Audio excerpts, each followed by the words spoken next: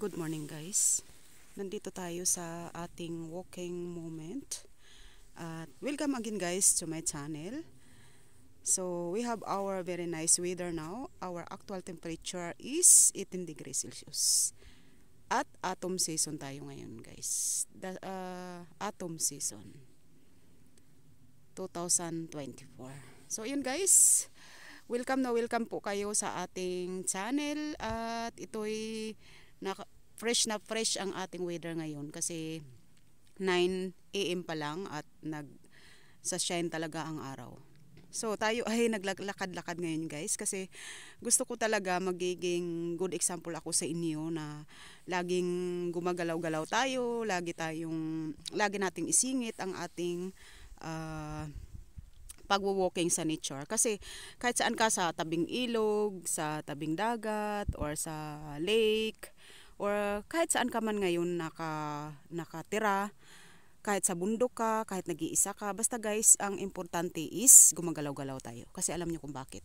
Pag lagi tayong gumagalaw-galaw at naglalakad-lakad, na-fresh ang ating isip at nakakaiwas tayo sa mga chismis, alam nyo yun, yung sa mga balita na puro, alam nyo na, yung mga balita na wala namang maidulot sa sa ating pang-araw-araw na buhay, lalo na yung mga na yan, Diyos ko, yung nababalitaan natin sa TV na ayaw na lang nating banggitin dito sa ating araw ngayon, kasi sa ating vlog ngayon, para naman maiba naman. So ito guys, itong lugar na ito, as you can see, ganito kami lumaki sa Antique dati.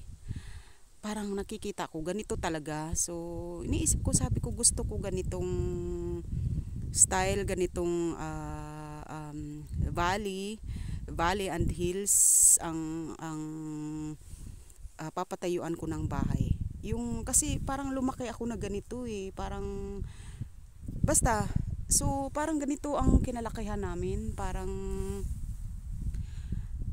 so may ibon doon, maraming ibon. So ayun, gusto ko ganito yung pagtanda ko, ganito yung style niya na tahimik. Kumbaga may kalsada pero madalang lang dumadaan yung mga sasakyan, ganun. Kasi dito minsan 20 minutes walang dumadaan na sasakyan So, alam niyo yun, peaceful, tapos, so ayan, ganyan ang gustong-gusto ko patayuan ng bahay. Kaya lang guys, tulungan niyo akong magdasal na sana mabigyan ako ni Manny Pacquiao ng isang maliit na lupa at ako na lang bahala magpatayo ng bahay. Ganun na lang ako talaga, mapangarap. Kasi bakit si Manny Pacquiao? Kasi siya yung pinakamayaman, napakayaman na super rich na pwede nating nagbabakasakali tayo na mapansin ng ating hiling. So lalo na siyempre kami dito sa abroad, hindi naman kami basta-basta makabili ng lupa kasi sobrang mahal. So makabili ka lang dito kapag ang mo ay yung kumbaga yung sahod mo is para kang doktor, ayan, or manager ka sa bangko. So makabili ka ng lupa dito. Pag bumili ka kasi ng lupa dito, aabutin ng 100,000 euro. Sa lupa pa lang yun. So sa bahay naman, kung gusto mo magpatayo ng bahay, aabutin siya ng 300,000 euro, mahigit.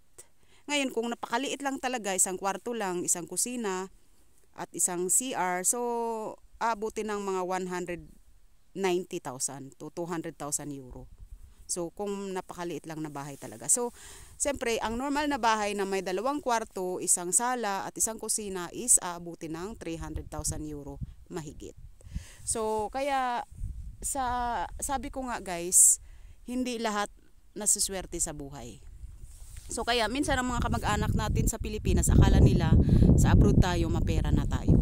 So hindi lahat ganun. So siyempre dati nakakatulong ako sa pamilya ko na bibigyan ko sila ng para sa pang-aral kasi maliliit pa sila dati at ang trabaho ko dati is doble-doble.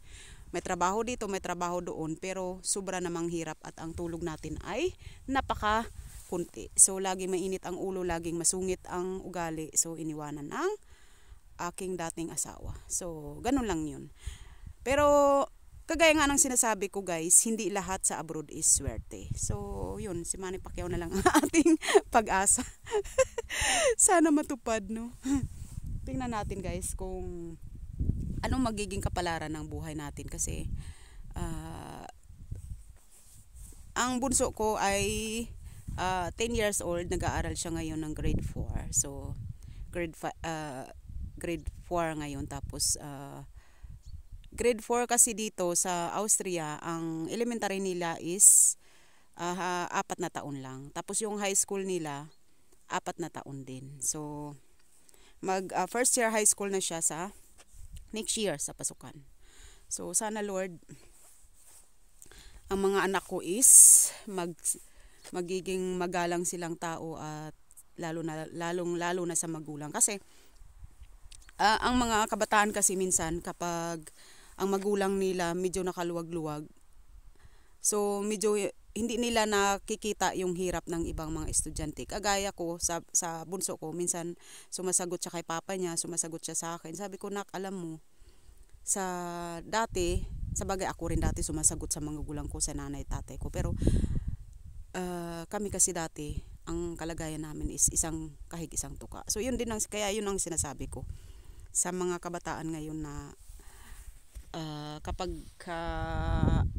may oras na hindi mo lang maibigay yung kanilang gusto, ang kanilang laruan o bago nilang t-shirt, bago nilang sapatos, nagrereklamo na. Sasabihin nila, ay mama, alam mo ba yung mga kaklase ko, Adidas ang suot. Diyos ko, sabi ko, nak, ako din gusto namin yan maibigay sa inyo. Pero hindi naman lahat ganyan ang kalaki ang sweldo ng magulang. So, kailangan mag-aral lang kayo ng mabuti. So, yun yung inaano ko sa kanila, yung payo ko sa kanila, na mag-aral lang ng mabuti para mas magaan ang maghanap ng trabaho kung mayroong natapos.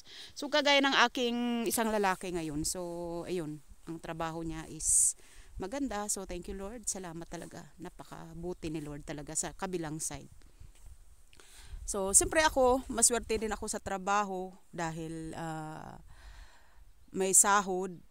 Pero siyempre guys, ang sahod ko is hindi kagaya ng mga engineer at mga nurse at mga medtech dyan na talagang may mga degree or engineer. So kasi siyempre, isa tayong high school graduate, naka-college level, pero hanggang doon na lang. Siyempre, utos dito, utos doon, ganun.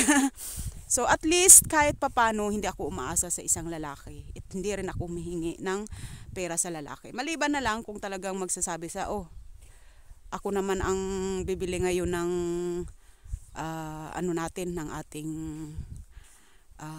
uulamin. So yun, okay yun. Sige, sabi ko, gaganon ako. Tapos next day naman, bukas ako naman magsasabi, sige, ako naman ang ngayon, mamalingki, ganon. So kumbaga lang, mas madalas siyempre siya dahil mas malaki naman ang kanyang sahod. So yun guys, diba napakaganda ng bahay na yan. Oh. So, kasi alam niyo bakit napakaganda, sabi ko guys. Luma pero peaceful at wala siyang agad-agad na kapitbahay. So, napakaganda guys. Ayan na. Yung gustong-gusto ko talaga dito. Yung gustong-gusto ko siyang patayuan dito ng bahay. Tapos lagyan ko siya ng maliit na swimming pool. Ayan. Para kasi dito guys, bakit gusto ng mga taga Europe na lagi may swimming pool? Kasi sa totoo lang dito kapag June, July, August, Diyos ko, sobrang init. Parang Pilipinas talaga siya. Sobra pang mainit sa Pilipinas. So kaya ang mga tao dito gusto talaga nila ng may swimming pool. Kahit maliit lang, basta maglublob ka lang sa tubig ng kapag summertime. Kasi hindi naman kasi lahat mayroong mga sasakyan dito. Yung iba talagang ang ganda yan, ng bahay ko buo, puro salamin. Ay, Diyos ko guys, grabe. Sabi ko sa inyo, parang ganito talaga noon kami sa Antique. Parang ganito talaga yung style ng kinalakihan namin. So, parang bumabalik sa sa aking memory. Kaya noon may mga kaibigan kami na nagkikita-kita kami, tapos mga pinsan namin. Nung lumaki kasi ako, ang mga kaibigan naman talaga namin, puro mga pinsan din namin sa side ni nanay. At saka yung iba sa side ni tatay. Oo, pero karamihan sa side ni nanay. So magkakaibigan kami dati. Magkakapitbahay, tapos magkaibigan. Yun. So, kaya masarap balikan yung mga masarap balikan yung mga kumbaga yung mga nakaraan ng kabataan. So, siyempre 50 plus na tayo ngayon. So, kumbaga ayun. Minsan-minsan na iisip ko talaga kasi kagaya nung nakaraan yung kaibigan ko na 2 years younger lang sa akin. So nag-message nga siya na ganyan, kumusta na? So sabi ko okay lang. Tas yung isang kaibigan namin kung nami-message ba, sabi ko hindi na kasi alam nyo guys, minsan kasi may mga kakilala na or may mga kamag-anak na pag hindi natin sila pinagbigyan, pag hindi natin sila pinahiram, hindi na yan sila nagme-message. Oo, wala na yan silang ganang mag-message kapag hindi natin sila pinagbigyan na mangutang, kasi hindi nga nila naiintindihan yung kalagayan natin na kala nila sa abroad tayo. So kasi meron akong inaalalayan ngayon yung pamangkin ko na nag-aaral. So magkukuha kasi siya ng board exam at sana Lord, pinagdadasal ko talaga na sana makapasa siya sa kanyang board exam. Yung batang yun ay isang kahig isang tuka lang din, at dahil sa tulong ng gobyerno ng Aklan, ng Kapitol ng Aklan, Numancia, so nakaraos siya sa buhay, at saka sa tulong-tulong din ng magulang niya, lulu't lula, mga ante, uncle, yan, at saka siyempre ang tulong din ng mga kaibigan niya, so at kaklase, so nakaraos din siya sa kanyang pag-aral. Diyos ko Lord, grabe, maisip ko lang yung batang yan, biro mo, nakatapos siya ng engineering, tapos isang kahig isang tuka lang. So may imagine ko lang, dahil sa tulong namin na kaming mga magkakapatid na magbibigay lang sila ng 300 pesos, 200 pesos, 500 pesos, tapos yung sa Capitol ng Numancia Aklan magbibigay ng every 3 months, ganyan, ng 2,000 pesos, 4,000 pesos. Sobrang malaking bagay na yan guys. Kaya thank you so much Kapitol ng Numancia Aklan, dahil sa tulong ninyo napakalaking utang na loob na tinatanaw yan ng pamangkin namin, kasi sa laki ng naitulong ninyo, maliit man yan para sa inyo, pero napakalaking parte yan sa buhay ng pamangkin namin, dahil yan ay isang kahig isang tuka lang talaga at nagsikap siya. Kaya minsan naiiyak din ako, dahil kung isipin ko lang, kung ako lang talaga, kung kaya ko, hindi ko kailangang pagalitan yung pamangkin ko, at hindi ko siya kailangang pahirapan. Kaya lang siyempre, dahil nga sa kagaya ng sinasabi ko, hindi lahat ng sa abroad is mapera. Siyempre noong 15 years ago, ang tinulungan ko is mga kapatid ko at ang magulang ko. So siyempre yun ang malaking naitulong natin. So siyempre hindi lang naman ako guys ang nasa abroad. Alam ko naman na marami mga OFW dyan na sobra pang mahirap ang naranasan nila. Kaya ingat tayo mga OFW at ang mga lahat ng mga Pinoy at Pinay dyan sa abroad, kung saan man kayo naroroon. Ingat kayo. Ingatan nyo yung sarili nyo, at bago kayo tumulong sa inyong kamag-anak, sarili nyo muna. Dapat meron kayong stable na job at may sarili kayong inuupahan or sariling bahay bago kayo tumulong sa pamilya ninyo. Kasi alam nyo, pag nagkasakit kayo, sino ang tutulong sa inyo? Sinong tutulong sa atin dito sa abroad? Siyempre ang ating sarili, di ba? Siyempre ako guys, may mga kaibigan din kami dito. Kaya lang siyempre ayaw naming isipin na pag nagkasakit kami, nandyan yung kaibigan namin. Kasi may sarili din silang buhay, may sarili silang anak. So yung pagkikita namin, kagaya nung kahapon, nagkita kami ng kaibigan ko, tinulungan ko siya.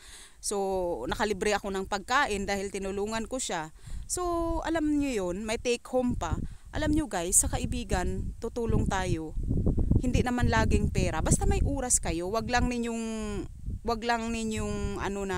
pag may oras kayo, pwede kayong tumulong. Basta yung taos sa puso. Ang pagtulong kasi, kahit isang beses lang sa isang buwan yan, tulungan mo yung kaibigan mo na 2 oras lang. So malaking bagay na yan sa kanya at para sa iyo, basta mula sa puso mo na ang pagtulong. Kaya guys, alam nyo, pag may kaibigan kayo, pahalagahan ninyo. Huwag kayong magtatampo sa kaibigan ninyo kung wala siyang oras. Huwag kayong magtatampo. Tanungin nyo lang ng lagi lang kayong nice. Oh friend, baka may oras ka, labas tayo. Ganun lang. Huwag diretso na, uy, ikaw naman, ganun. wag, alam nyo guys, wag nyong aawayin yung kaibigan nyo kasi may sariling buhay din yan. Yung pinsan nyo, kung walang oras, i-text nyo lang. Text nyo lang, kumusta ka na dyan, ingat kayo dyan. God bless, ganun lang. Alam nyo guys, pag nag-message kayo ng ganyan, napakalaking tulong yan sa isang tao, maniwala kayo.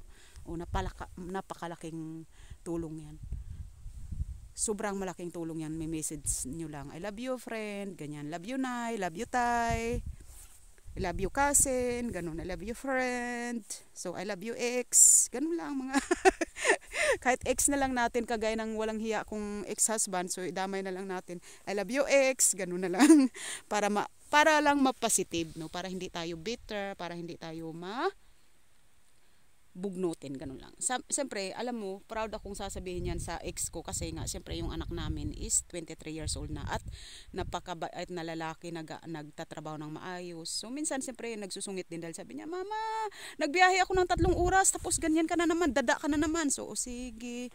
So, tahimik na lang din ako, ganyan. Kasi, lagi ko lang sinasabi sa anak ko, nak, maaga kang gumising, maaga kang mag-prepare para hindi mo palampas yung bus or train kasi nagtitrain yan siya saka bus din kasi dahil nga wala pang sariling sasakyan dahil nag-iipon pa lang. So yun, salamat at thank you Lord at masipag ang anak kong pumasok sa trabaho kasi kailangan talaga, kailangan guys na ang mga anak natin magsipag pumasok sa trabaho dahil yan ang kinabukasan ninyo. Diyan kayo magkakaroon ng pensyon pagtanda ninyo kung magtrabaho kayo ng 20 years, 30 years hanggang 40 years. So, yung iba naman dito, nagtatrabaho sila hanggang 45 years kasi sa office lang magaan ang trabaho. So, kahit 75 na yung edad nila, nagtatrabaho sila kasi magaan. Pero kapag mabigat na trabaho sa construction worker, so hanggang 65 years old, okay na yun. So, kasi depende yan sa trabaho. So, yun guys, thank you so much. Have a nice day. At maraming salamat sa inyong pagbisita sa aking small channel at sa pagtiyagan niyo sa oras niyo. Thank you guys so much.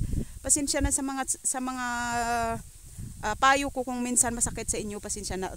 Yan ay payo lang talaga para sa inyong kinabukasan at lalo na sa mga mahihirap. Hindi naman kasama dito ang may mga pera at mga mayayaman kasi alam naman nila kung paano maggumamit ng family planning. So yung mga mahihirap lang talaga na walang fix na trabaho, pasensya na kayo kung ang payo ko ay masakit, pero yan ay para sa inyo lang talaga, sa inyong para hindi kayo lalong maghirap. Kung isa lang ang anak niyo or dalawa, okay na yan, basta importante mapaaral ninyo ng husto at hindi rin kayo mahirapang magtrabaho para paaralin ang inyong mga anak. Para yan sa mismo sa inyong ikakagaan na buhay.